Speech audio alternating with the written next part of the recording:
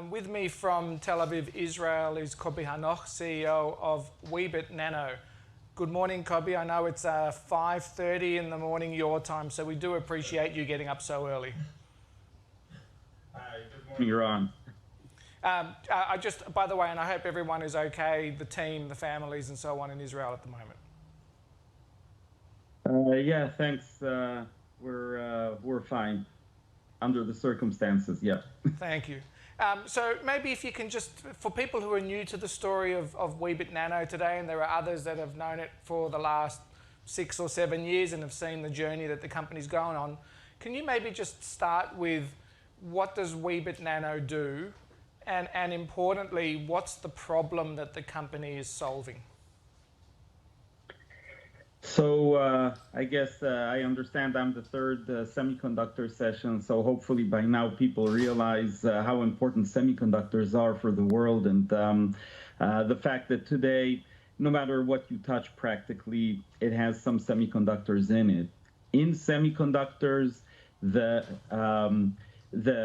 key technologies or the key niches, if you want to call them niches, are memory and logic. So you have memory as a key element, and non-volatile memory is actually in itself. By the way, semiconductors, if it wasn't mentioned here, is expected to be more than $1 trillion market by the end of the decade. Non-volatile memory, which is the space that we are in, is expected to be more than 120 billion, of course, US dollars in the next few years. So what is a non-volatile memory? It's a memory that doesn't lose its data even when you disconnect it from power. Any device that you can think of, there's the moment where for the first time you turn it on and you want there to be some software running there, you want there to be some initial data that it operates on. That needs to obviously be on something that could keep it when there's no power, which is the non-volatile memory. In today's market, the key technology in non-volatile memory is called flash. It's been around for a long time already, very popular, but like anything in this industry, it's running out of steam. It can't go down to small geometries, as I believe many people already know. In semiconductors, things are constantly shrinking, and you can put more and more and more things on a single piece of silicon. Well, flash can't shrink anymore. It's reached its limits, and it can't really go below 40 or 28 if you push it nanometers, where the industry is already running forward. If you read articles about Apple and so on, they go down to 5 and 3 and are talking about even smaller geometries. But beyond that, it is very power hungry. It is very slow. People want things which are faster, and our technology, which is called ReRAM, has significant advantages over flash. It is 100 times faster, 100 times lower power consumption, 100 times better endurance. It's significantly more advanced. And we are now already at the point of commercializing this technology. So now it's become a very exciting period for Weebit. Thanks, Kobi. Maybe MoS Law, which is, every 2 years computing power becomes doubly more powerful, should be called no MoS Law, because, as you say, flash is kind of reaching the end of its capabilities, and companies are now looking for the next memory technology to use on their chips. Yeah, well, it's been at least 10 years that everyone's predicting that this year Moore's Law is going to die. And somehow the industry manages to push it forward. And I remember the days when we were getting to 28 nanometers and people were saying, well, technically it's not possible anymore to shrink. And somehow people found a way to continue to shrink and go down. We are getting close to the size of molecules. I mean, we are getting very close now to the point where you practically literally put every molecule in its place. So it has to stop at a certain point. But human creativity is something that you should never underestimate. And I'm expecting people to find all kinds of ways. By the way, flash technology is a great example. It couldn't shrink anymore. And what the engineers managed to do is they found a way to start building it in 3 dimension. So today you have flash chips with skyscrapers on them, basically going up to 192 layers of flash and going now into even more than that. So, people are very creative. Speaking of people, and we've touched on this in a few of the conversations yesterday and today, companies are nothing without the people inside them. Can you give us a sense of the people that are on the board and in the management team as you look to grow and further commercialize Weebit's technology? Well, there's nothing that I'm more proud of than my team, and I'm always very, very glad to present them. I wake up every morning and I just think about, I can't believe I have these guys here. So, I mean, we have Dadi Perlmutter, who's our chairman, the guy who his team invented the Pentium processor. He was #2 at Intel. He's, a legend. An amazing person, and he definitely helps me a lot during the day-to-day work. Even I consult with him. We have Atik Raza. Today you go to investor conferences in the world. You can't walk by without people talking about AMD.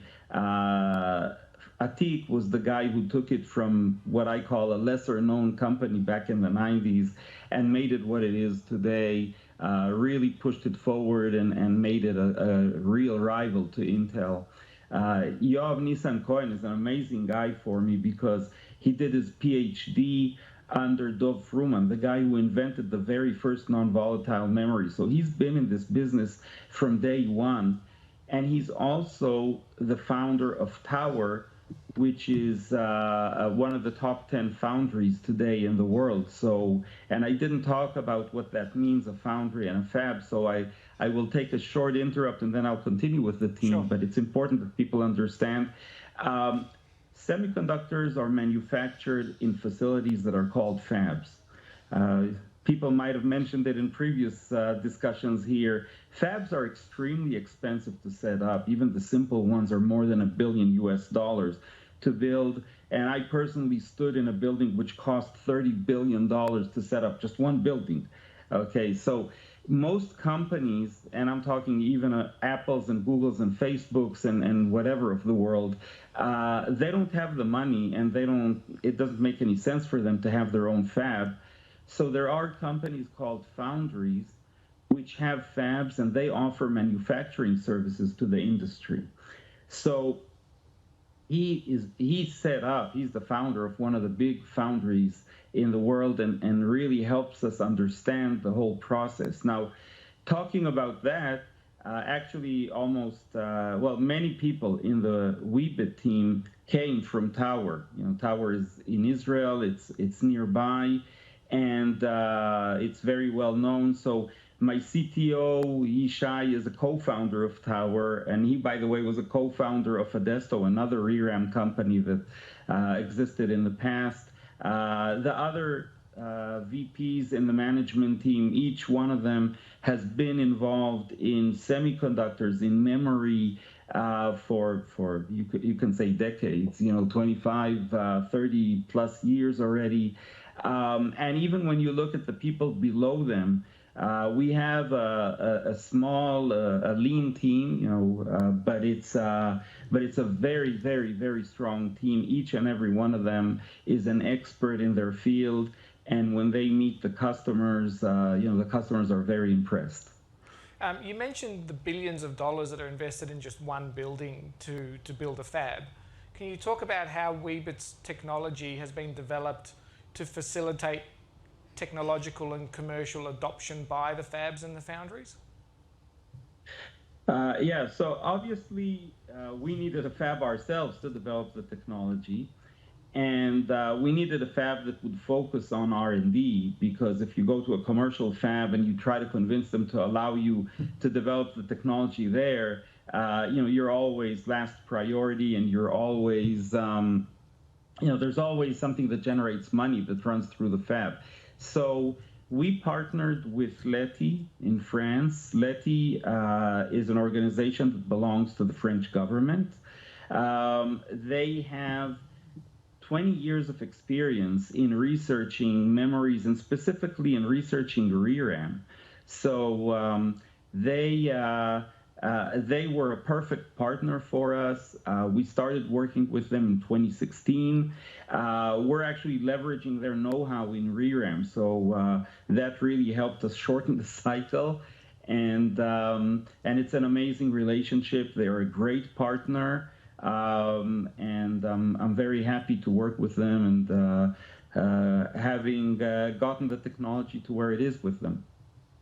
And in terms of having developed the technology to this point, it's now being obviously being used in Skywater, and we'll talk about DB Hightech. But what is it about the Weebit technology that allows for easy adoption versus other technologies like MRAM or magnetic RAM or other memory technologies? So I think it's important to understand the landscape, the competitive landscape, and what exactly we have. I mentioned Flash, which is the existing technology, and it's the dominant technology today in non-volatile memory. But as I said, it's reaching its limit, so people already for quite some time are looking for what's next. There's a real need now, and especially you have the newer technologies that require more and more and faster memory. So the first technology that really came out and is already in mass production is called MRAM, which is magnetic RAM. And it's out there. There are companies that are selling it. The challenge with MRAM is the M. It's basically manufacturing it is very non-standard in our industry. And not only that, the materials that you use, you can't even bring them into a fab because they'll contaminate everything else. So you need to set up a separate isolated manufacturing line for MRAM. They use rare earth materials, and the whole manufacturing process is very delicate. They require a lot of very thin layers and so on. I won't go into the details. But basically, the bottom line is to manufacture MRAM, it costs about 30–40% added cost to the cost of a silicon wafer. Just to give you a feel, Flash is about 10–20% added cost to a silicon wafer. ReRAM, our ReRAM is like 5–7% added cost to the silicon wafer. So you can understand the economics. At the end of the day, that's what really matters. And that's why MRAM, it's out there, it has a nice place, but it's not really growing as fast as people expected. And by the way, many companies will swear they'll never ever use MRAM because of the magnetic nature. They're afraid that, if it's a consumer device, that a user walks with it next to the airport security or a hospital MRI machine, or whatever, and it'll erase the memories. So now that ReRAM is coming out to the market, the analysts are basically, I think there's a unanimous already understanding that ReRAM will take the major part of the market. It'll grow very rapidly to overtake MRAM.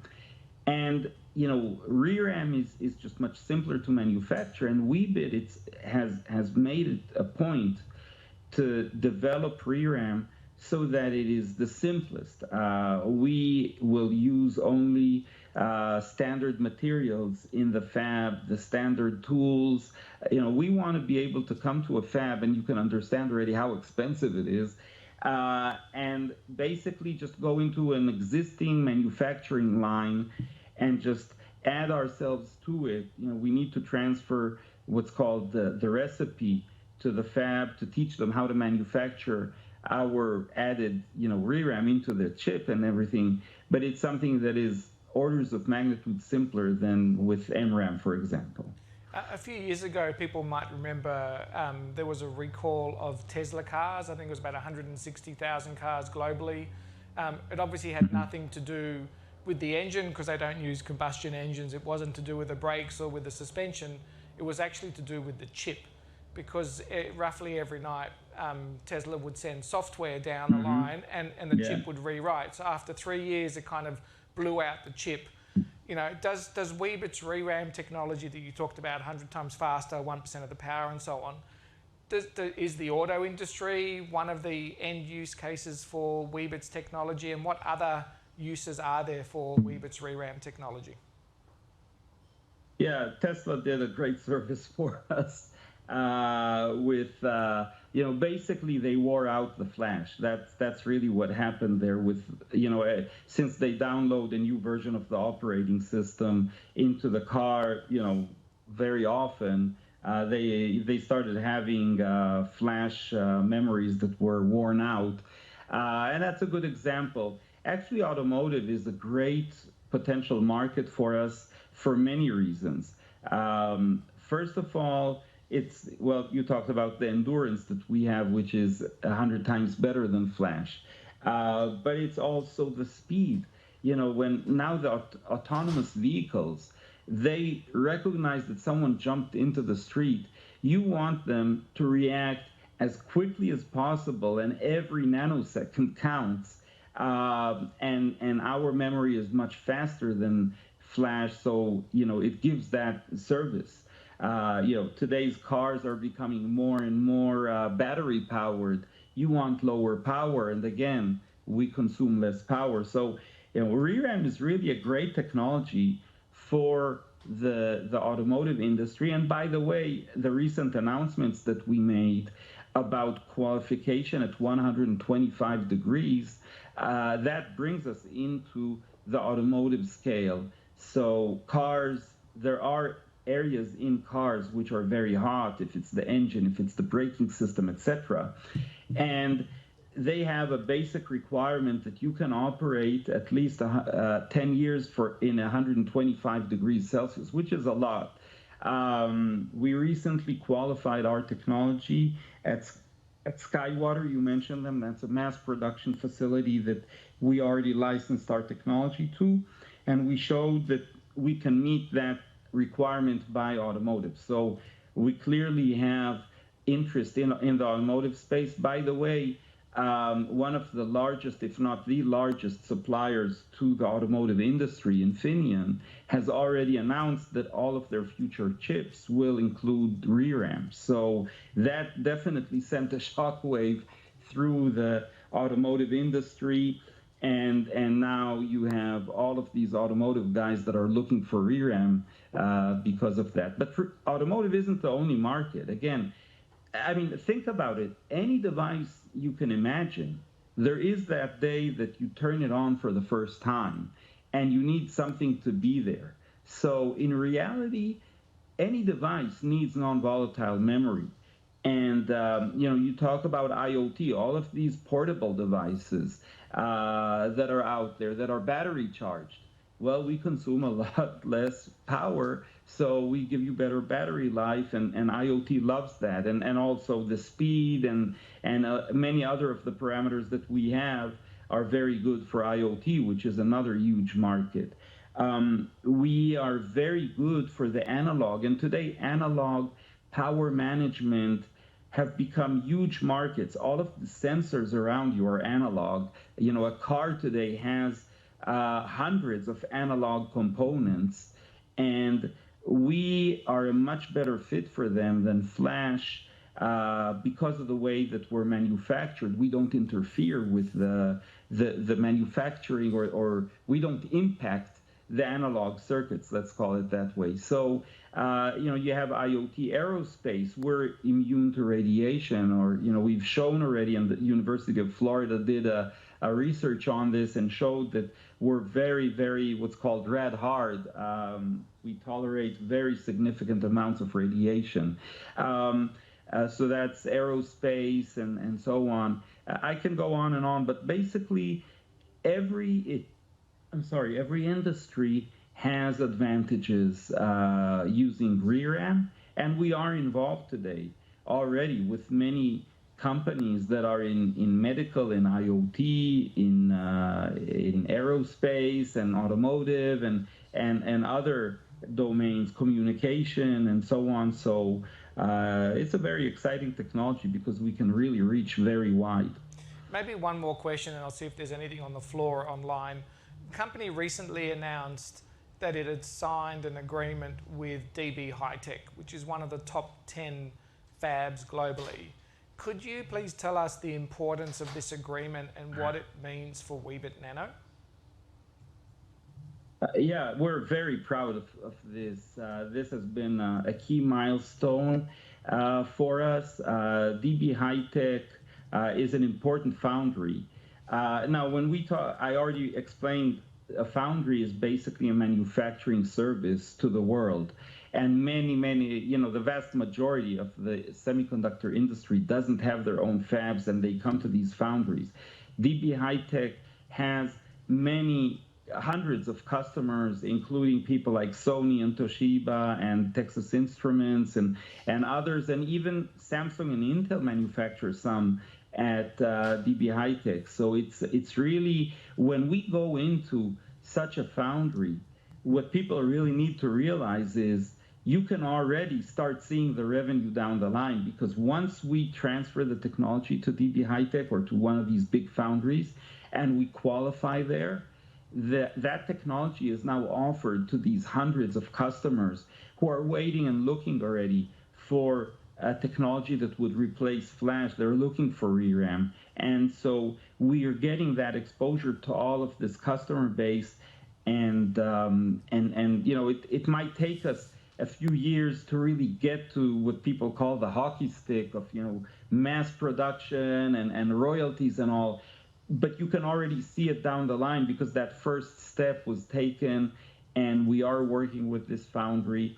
So we're very happy. And by the way, we're engaged today with the majority of the big foundries and what's called IDMs, the few companies that do have their own fabs and manufacture their own products. It's very exciting now. We're making very good progress with quite a few of them. So we're expecting to be able to announce more of these agreements as going into next year and during next year. I might just stop and see if there's a question or two from the floor. No, online, Eric, anything? Yeah, there are. Kobe, what fraction of the non-volatile memory market do you think Weebit can capture in the long term, say over the next 5 to 10 years? Well, as we grow, we're starting now with the embedded market, and I haven't explained the difference between embedded and discrete, but basically embedded is when you have a chip which has a full system and you embed our memory into that chip. I think that in the embedded market, we can, within a few years, we can take a significant portion of that market. We have many advantages there. The discrete market is more challenging. Flash, I mentioned earlier, they don't scale down, but they scale, they scale into the skyscrapers. But it is a market that consists of different segments. We already see that we have some advantages, even with the technology that we have today, in some of the niches in the discrete side, in the standalone memories. And we're already looking at how we take parts of that. And, we're working very hard to develop, and again, I won't go into all the details right now, but a key element that you need in order to really take a mass part of the discrete market is a selector. There's a lot of work going on in our team. We have an amazing team. I think, there isn't any other team in the world right now like Weebit's in researching and developing ReRAM. So we're pushing very strongly forward on that. Once we manage to get the selector working, I think we're going to have a very competitive product, and at that point we'll be able to really take, it takes time, it takes years to really display such a technology of more than $100 billion market. But just think of it, even when we start taking just a few percent of that market, we're already talking about billions of dollars. So we have a very exciting future even in the next years. Any others, Eric? There is. you've extensively measured and performance tested your ReRAM technology. What are the barriers to foundry contracts and customer adoption? It's this industry is a very delicate and sensitive industry. I mentioned the cost of setting up a fab.